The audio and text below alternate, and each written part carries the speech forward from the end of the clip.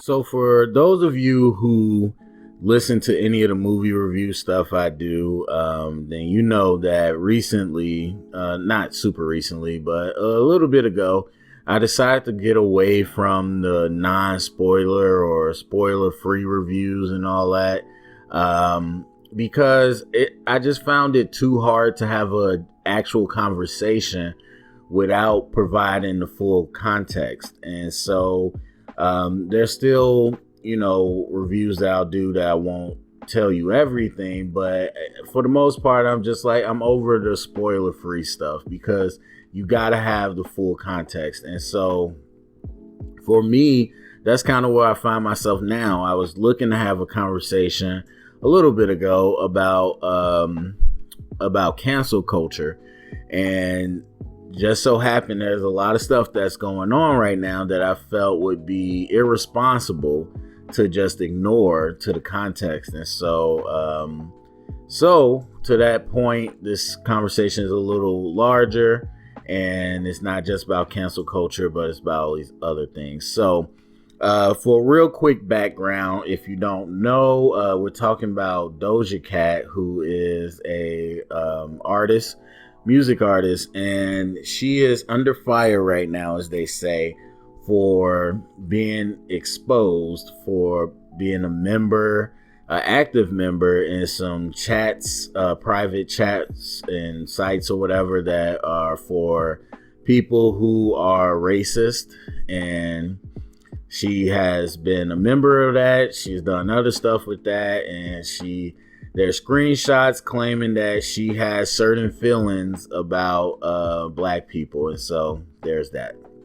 So I feel like most people know. If you don't, I'm sure you will probably find more by Googling it because it's everywhere. But that's the basic premise of everything. And so right now she's currently, as some people say, being canceled. And I want to talk about cancel culture, but I also want to talk about this idea of, kind of racism and identity, I guess, and especially within this context. So Doja Cat, if you don't know, and I just found out, so it's weird for me to say that, but Doja Cat, she is the daughter of a Jewish mother and the daughter of a South African father.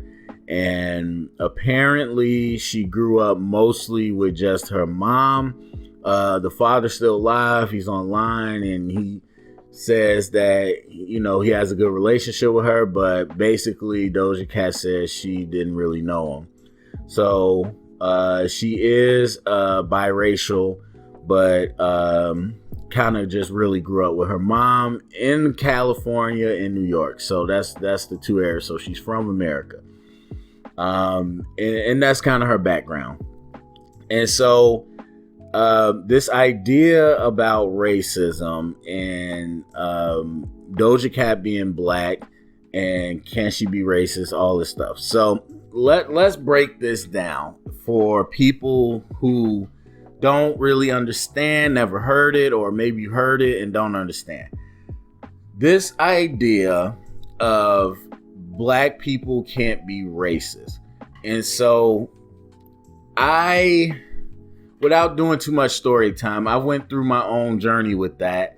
And I used to say that when I was younger, and it was for a very different reason, much more of a comedic type joke thing, but something I did believe. All jokes have truth in it. But as I've gone through life and grown up and come to understand what people mean by that, it comes from the idea that racism is systematic and it comes with power, and that black people in America have been historically disenfranchised and historically oppressed, so we don't have the power to be racist. And so that doesn't mean that if you're African American or African or whatever type mix, black, that you can't have prejudiced thoughts. So what this all boils down to is a conflation of mixing some words together that don't mean the same thing. And randomly, with the whole Zack Snyder cut, this idea of semantics keeps coming up, and people use that as if semantics is automatically negative or frivolous. Semantics is a form of our English language, or any language really, of linguistics. It's very important. And so to understand this, let me break it down for you. You have different words mean different things, and there's different levels to it. Number one, we got bias. A bias can be positive, it can be negative. So, for example, if you were judging a pie contest and your favorite fruit is blueberry, if a contestant makes blueberry pie, you're likely to have a bias towards that pie or preference. And so it could be opposite. If you hate apple and somebody makes an apple pie, your job is to judge objectively, but you have some type of inherent bias because of your preference. And that's just, it could go either way. Now we got prejudice. Prejudice is more often associated as being purely negative. So it's a preference, it's kind of a bias, but it's more just straight negative. And it's usually based off something, and this is important, that is not true or doesn't have any evidence to back it up. So, you could throw out any racial or even gender-based prejudice. So let's say women aren't as smart as men. I don't like working with women because they aren't as smart as men. That's a prejudice. All right. And so it's going to be negative. It's going to usually deal with some of the bigger categories of race, religion, gender, sexuality. And that's, again, unfounded. Women are not as smart as men. That's a generality. That's not true, and it can't be proven. So that's a prejudice. You can have prejudice about a bunch of different things. It's usually negative. Now we got discrimination. Discrimination is usually, we're referring to discrimination as an action. So prejudice can be just something in your mind. So people talk a lot about in sports, especially with owners, and owners are racist. Owners who give millions of dollars to athletes of different backgrounds may think something about those players. They may have a prejudice about them, but they're not discriminating against them. They're not being racist against them because they're allowing them to work business as usual. Discrimination comes in action. So that's when we're talking about laws, of course, and proving discrimination. Whenever we're talking about hiring, and we are talking about the big categories of gender, race, ethnicity, sexuality, religion. And so if you can prove that I was actively not hiring people because they come from Texas, that's a form of discrimination. Obviously, that's more on the light side, but you can think about how that would work with anything else, being a woman, being a man, being a certain color, being a certain religion. If you could prove that I actively did not give those people chances, if you could prove that I actively made sure that they didn't get hired, that's hiring discrimination. And that's just in hiring. Discrimination can be in all types of different things, but we're talking about action. We're talking about actually making a barrier harder for somebody based off, something in their identity. Then you get to racism. Racism is the last part. And one thing that I've done before, and I need to continue to do, is use jokes and comedy to illustrate the point, because I think comedians are some of the most truthful people, and they say what we don't want to say. It reminds me of Michael Shea. And I think I've said this before. Michael Shea, in one of his stand-ups, said, "You got to earn racism with me.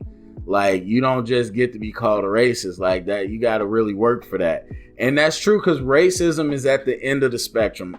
Racism is, in a lot of people, the way they use it, or not a lot of people, but the way that, academically is used, is systematic. It's oppression. It's systems. It's historical. It's built up over time. It's made up of all these different prejudice and all these different ways to discriminate, to keep a certain group down. And so that's racism. And so when you hear people say black people can't be racist, that's usually the conversation that people are talking about, is that we don't have the economic, the political, the social capital and resources to actually be racist. We can't set up a system of mass American education that favors, African American or black people. We can't set up a banking and economic system that only gives loans or gives more loans and money and resources to black people. We can't do that because historically we aren't in charge of these systems. So that's what people are saying when they say they can't be racist. So it doesn't mean you can't have bad thoughts about other people. It doesn't mean that you can't say racial slurs about other people. It doesn't mean that you can't discriminate in your own business against other people and everything else. And I've had a conversation about affirmative action, which is really just legal discrimination. And that's how the courthouse and the law system has pretty much allowed it, because it's rectifying injustices of the past. But it's recognized that it really is another form of discrimination that's legalized. Okay, so just because you're African American, black, anything else, does not mean that you can't do all the other things, but usually we say you can't be racist. All right, so now let's get to Doja Cat. So what is the conversation about Doja Cat? There is, number one, and this is just the way it came to me. Number one, she was an active member of these sites. And we're talking about weeks ago, or like a week ago. And it wasn't like when she was 10. And so she was an active member of these chat sites. And Doja Cat said that she always grew up on chat sites. That's kind of how she was social. Now, obviously, I don't know her. Most of us don't know her, even, at that age. So we can't say if that's true or not. But what I can say is that this generation, that's very true and plausible. A lot of the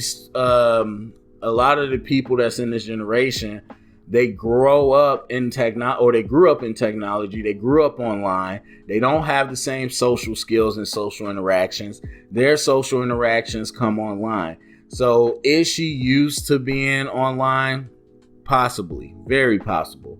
Has she been in chats all her life with all types of random and weird people? Possibly. I've been through chats too. Now, I'm not actively in the chats like she was, but I grew up in a different time. But as we all know, the internet, there is a plethora of just, I wouldn't even say weird, because what's weird to one person is normal to another, but it's a plethora of different communities. And so we got internet trolls, obviously, and then you just got people that are kind of, I don't know what you would call like an internet moth, where they just want to sit around and be around all these different things on the internet. People that peruse Craigslist all the time. There's a comedian that has a jokes about that. But people that sit in chat sites, people that do all types of things, people that catfish, we all know about that. So there's that whole stuff online. So it's very possible. Now, she says that, or I should say the number two thing that people say, okay, she's part of these groups. Number two, she's being sexually explicit in these groups. So she's being paid to do sexual acts or show her body. Now, the funny thing about this, I've never known Doja Cat. I've heard the name. I've never seen her. I never heard one of her songs before this whole thing. And so after this pops off, you could listen to about 2 songs, I would say, before you realize what she is. She's in that wave of female rapper singers that are talking about gold digging and paying or getting paid to do sex, or getting paid to do sex. I was going to say sexual acts. Getting paid to do sexual acts, or getting paid to show their body, or taking money from people, or playing people, whatever. She's in that wave. That's a whole wave. Let's not act like it's not happening. It's a wave of music right now. And so when you say, okay, Doja Cat was online playing with herself for money, like, listen to her songs. I'm not shocked. I'm not shocked at all. If you actually listen to her, the people that complain about that obviously didn't listen to her. Because if you listen to her, you would know already that that's not surprising. Like if somebody said, yo, Meg Thee Stallion was on a chat site one night for 20,000, twerking naked, I wouldn't be shocked. That's all she talks about. And so that's what that is. I'm not really shocked by that. She's in that type of music. She promotes that type of lifestyle. That's not surprising. So I'm not, whatever. I don't care about that. Now we get to level 3. She wasn't just a part of it. She wasn't just, shaking it. She was active, as in people claim their screenshots. And I ain't go looking for them and whatever, because it's out of context anyway. But there's people that claim that she would be in there laughing at jokes, racist jokes. She'd be in there making racist jokes. She would be in there, contributing to these conversations about race and hate and all this. And so level 4, apparently there's some song that she made that connects to now this I don't agree with, but this is the way they say it. It connects to a new racial slur or derogatory term about black people. And so the song she made, which again was a while ago, and no one really said anything, but since they found out that, she's been in these sites, they linked it up to this is a term that these type of racist people use. And so blah, blah, blah. Okay, so that's kind of where we're at with Doja Cat. And so people actively decided to cancel her, or say that they cancel her. And we'll get to cancel culture in a little bit. But so here was the question for me. And the question that I guess kind of brings us all up. Can you be racist if you're black? Because everybody's saying now, literally the headlines, and I'll preface this, it's 2020. Everything's sensationalized. Everything's 0 to 100. All the headlines say, Doja Cat is racist. Doja Cat exposed for being racist, blah, blah, blah. And so I'm like, okay, well, is that true? Because obviously, and I mean, again, I haven't been part of those conversations. I don't know what she said or didn't say, but even the fact that she's just a part of these groups, and not one, but multiple, it does say something about her thoughts. And so anyway, the question for me is that racist? So she is black. Let's get that out the way, because people will try to do this. And again, I don't like when people aren't consistent. People will sit here and say, okay, if you 1% black, you black. Now, obviously joking sometimes, but again, in all jokes, there's truth. Same thing with Obama. Oh, he's this and that, he's black. Tiger Woods, he's this and that, he's black. If you're black, you're black. Now, part of that, again, is kind of ignorance. Part of it is joking. But part of it is the same conversation I had before. You don't get to take this skin off. You just don't. And that goes for any people of color, which is why people have now made that term, because it doesn't matter if you're mixed with Caucasian and African American. you're not, if you don't present and look straight Caucasian, someone's going to think, oh, what is that person? Like, same thing with that bunch of different celebrities, but one that pops in my head is Scarlett Johansson.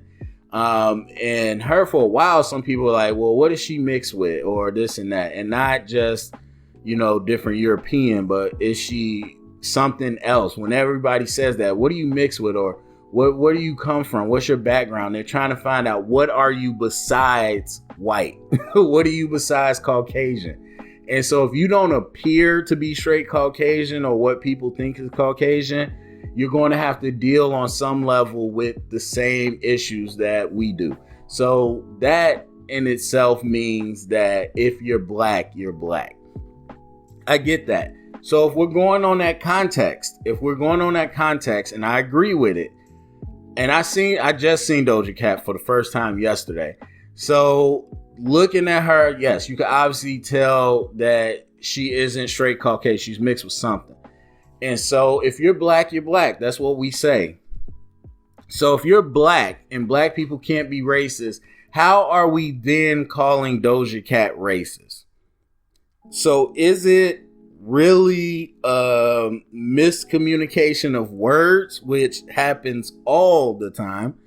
Or is it something deeper where people don't really understand the psychology of dual identity? And it's one thing I think about all the time, especially because of the education I'm in, where if you talk about any type of psychological, social science theories and whatnot, a lot of it has to do with race, gender, blah, blah, blah. But what we're at now in 2020 is you're really poking holes in a lot of these different theories that are so general, because it does not account for duality. So all these things about white privilege and white power, and so many different ideas about white people development and, white fragileness and blah, blah, blah. Then you got a, bunch of theories about being black, black identity, black understanding, blah, blah, blah. But now you got a person that's both. And so if you have a person that's both, and it's not just those two, but any other mix, or even if we were talking transgender and everything, when you got a bunch of theories that cater to one specific realm, but you got people that are literally mixed, how can you then account for that? And we haven't, because there's not a lot out there that accounts for that. But on top of that, you have to realize you can't walk in their shoes. And so I understand that, especially having a niece that is biracial. And I think about this stuff all the time. She's still super young, but I think about when I'm learning these things, when I'm talking about these things, and I see people talking about it, it's everything. Black this, white this. What if you're both? I couldn't imagine. I'm 100% African American. I can't imagine what it's like. I know what it's like to wrestle with my own identity. I couldn't imagine what it's like to wrestle with two identities, especially two identities that conflict with each other. And so that's just one part. I'm not saying that Doja Cat is excused for anything because of that, but it's something that we need to consider, because she is in conflict. And I'm not going to psychoanalyze her because I don't know her. But again, she grew up with her father absent on some level, and she grew up with her Jewish mom. And so I don't know what she was taught. I don't know what she was socialized to think and know, but obviously there is some resentment and some bitter feelings towards black people. And now we use the actual term black because her father is African, not African American. And so this is the thing that people got to realize, though. Again, we got to ask this question: can you be racist if you're black? Because the pan-black, as in all of us, it takes account of the Africans, African Americans, Afro-Latino, people from Britain, all that different stuff. And so you got to understand that if you don't know this, that a lot of Africans are very much hostile towards African Americans. Not like, trying to fight them, but there's a resentment. And that's one that I came to find out later in life. Matter of fact, you know what? Whatever. We got a lot to talk about. I'll just throw this story in there. But I found out about it in college, basically. So I worked a overnight security job for the university. And we would have a training after winter break because we would come back like a week early and we would do like a training or whatever to get ready for the next semester. And I remember this was my first training, winter training. So I come back, we do the training, and we did some type of race-based activity where it was basically like, all right, all the white people here, all the Asian people here, all the black people here, blah, blah. And so we get into this group, and in my group, in this whole operation, it was called night operations, but in this whole job, we had a lot of international students because a lot of international students are grad students, and this was a job overnight where you could do work and get some extra money. So because of that, we had a number of African students. We had a number, largely African. And so, again, coming up in America, in a standard education, whatever, I didn't know all the differences. I had no idea in my own identity. And so anyway, we get in this group. One of the people get up because we're not even talking at this point. One of the people get up, goes and talks to our supervisor. Next thing I know, supervisor says, okay, we're going to split it up to African American and African. And I guess our job was to like go up there and talk about what people think about us or what people don't know about us or whatever. And when we split up, it was just me and one other person that was African American. Everybody else was African. And I was just real confused. I'm just like, why did they split us up? Like, or why did they not want to work with us? Then they went up there and did their little spiel. And that's the first time I heard this stuff. Was just like at the time, this group of people, I'm not going to generalize, but there is a resentment amongst African Americans and Africans where we're not the same. Everybody thinks we're the same. We're not the same. Like the way y'all act over here, the way y'all think, the way y'all do things, y'all style, everything is different from ours. And we aren't, just because we have the same skin tone does not mean we're the same or we respect the same things. And all this different stuff. And now we're friends and we're cool with everybody at work. But this is the first time I heard about this dynamic. So subsequently, obviously, I understand that now. I'm being around a lot more people. But there's plenty of African people. Plenty I've been around from all different parts of Africa that say horrible things about African American people. Like really discriminatory things about African American people.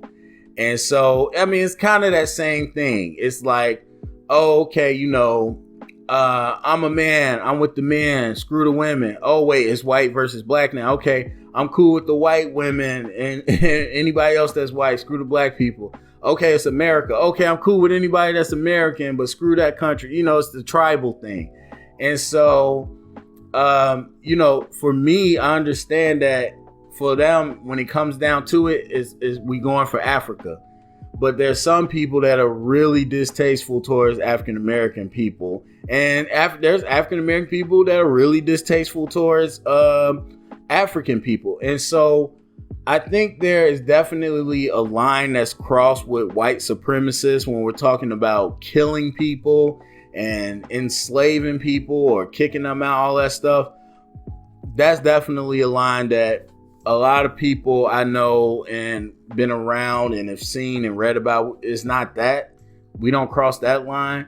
But to say that there is no really hard discriminatory feelings and prejudice, that's not true. It happens within the race. It happens with, within the race, within the ethnicity, everything. So a lot of that happens. I mean, I learned early on about Puerto Ricans and Mexicans. And a lot of things, and the stuff I've heard is just off the wall as far as like talking crap about each other. But that's not to justify anything. That's just to say that, again, Doja Cat is African, or she's black. So can we then sit here and really say that she's racist or that she's doing something completely different? That's when I go into the whole idea of white supremacy, as I mentioned. And again, I don't know the specifics, but I know the type of environments that they're talking about, the type of chat sites that she was in, the type of people that she's around. And for people talk about incels, I think that's silly because that's not just a white thing. But yeah, so I understand how toxic, and I use that word literally, not in this overspread way that people use it now. Toxic as in it could lead to violence, real violence, not imagined. I'm talking about physical violence. It could lead to harm. It could lead to people who want to be to inflict hurt or pain. And so that type of stuff, like, again, there's jokes, there's talking about people, there's discrimination, there's prejudice. But when we're talking about actively hurting people or dismissing, police brutality and all that type of stuff, or promoting racial slurs of that type, that's a different level. And I'm not with that. And so that all has to be considered. And again, it depends on the specifics, but we don't know. So lastly, let's get to cancel culture. So everybody says that she's canceled. She's canceled. She's done. Now, I originally want to talk about cancel culture in a general sense, but in Doja's sense specifically, what are you canceling? Who are you to cancel her? You can't cancel people. Cancel culture is so toxic. It is absolutely ridiculous. Because cancel culture, quote unquote, is basically saying that you decided you won't support her, which I understand. You don't like the values, you don't like the things she stands for, you don't want to support what she does. I get that. Now, when you take it to the step of, I'm going to actively force people or bully people or berate people or stay on people or campaign for other people that they don't do it, then we're talking about cancel culture. Because it's not a culture of, yes, we're canceling people. It's a culture of you thinking you can cancel people. And so, again, you deciding all you can really do is you only have the power not to support her. And then all you can do is push all these narratives to other people and hope that they do it. And if they don't, then they turn into bullying tactics. Same thing with R. Kelly. Like, people like, I'm done with R. Kelly. Never listening to his music, never playing it. Okay, cool. Wait, what about you? Aren't you not listening? What? That ain't got nothing to do with you. You decided to do what you're gonna do. Wow, I can't believe you're listening to R. Kelly. You must be condoning pedophilia. You're part of the problem. You're enabling. Like, you just trying to bully me into your own belief is not healthy for anybody. It doesn't help anybody. And so that's the idea that you have the power to cancel somebody. You do not. The people as a collective have the power to cancel somebody. But guess what? One of the hardest things to do in this world, in any sense, that's get a large group of people on the same page.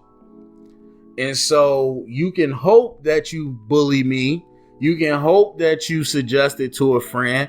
You can hope that you hashtag and everything, and that you can hope that people do it. That doesn't mean you have any control of it. The people that actually have cancel power are the powers that be. The studios, the record labels, the people at the venues, the managers, the agents. Now, music has changed, especially with music lately, because you don't really need the distribution that you used to. People don't buy CDs. You don't need people to produce the music. and put the music out somewhere and then make CDs for you and then book this and blah, blah, blah. You don't really need that. As an artist, you can produce it if you know how, or get a freelance person to produce it. You make the music, you can put it out on all types of streaming platforms, and it's out. Now, the people that book the venues and concerts and stuff, they got more council power now. But those are the people we're talking about, because artists don't make money off CDs no more. People don't buy CDs, people stream things, and they have services. Artists make the bulk of their money on tours. And so when you have people that say, we're not booking you, Doja Cat, we're not playing your music at the club, we're not playing it on the radio, I'm not going to be your agent, no agent wants to represent you, that's cancel power.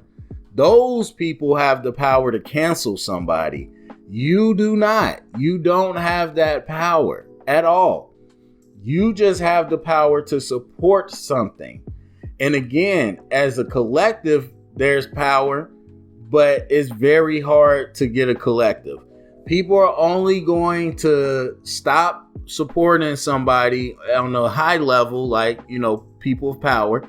They're only going to stop supporting if they stand to lose money. So they want to make it a good PR move. And they want to say, hey, you wait for a little bit, then we'll support you.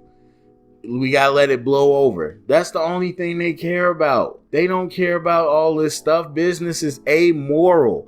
And everybody wants business to be moral. And it's fine. If your business is not moral and you can't stand for that, then don't support them. But to act like businesses is anything else than what they are is just silly, and they are the ones with actual power. You don't have the power to cancel Doja Cat. You don't. So all this, she's canceled. Hashtag canceled. Okay, cool. You hashtag something. That does not mean anything. There is, we're not going to, but if we were talking about the riots and stuff and the protests, then we're talking about something substantial where you are being an activist. You sitting at home on your keyboard, liking something, retweeting something, sharing something, hashtagging something. That's just you trying to make yourself feel more important than you are. And not everybody. Obviously, you can support. You say, okay, all right, I support. But the people that are actively trying to cancel, there's people that's like, yeah, that's messed up, Doja Cat, hashtag cancel Doja Cat, whatever. But then there's people that's on comments, they're on posts, they on everywhere. If you like this, then you're this.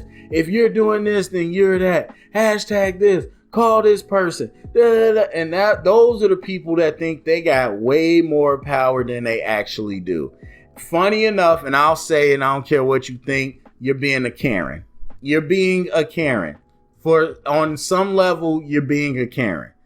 Now, in these cases, people have actually proven to do something that might have upset you, but still you're being a Karen. Because last time I checked, there is freedom of speech.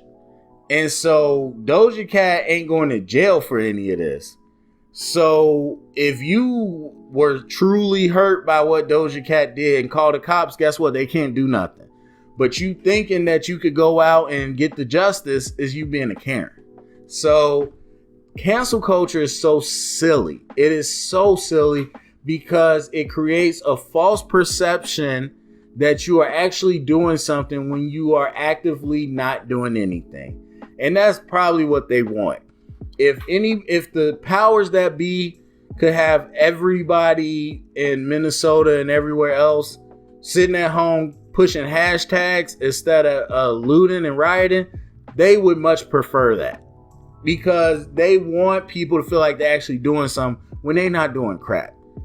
Now, actually putting your actual, essence on the line, that's doing something. And so, to me, right or wrong, again, I'm not saying whether you should like Doja Cat, whether you shouldn't. I'm not saying whether what she did was okay or what it wasn't. I'm not saying that you not supporting her is okay. I'm not saying any of that. I'm just pointing out the facts of the matter. And so if you decide to do it, cool, but realize you only have in true power your support. Unless you're, again, a powers that be, if you're one of those people. If you're not, if you're just a fan or somebody that doesn't like her, you don't have the power to cancel her. And that goes for anything else we're talking about with cancel culture. It's absolutely silly. All right, so I'm done. Go to the comment section. Let me know what you think about all that. Share it around, get the conversation started. Thumbs up, subscribe, and thank you for listening.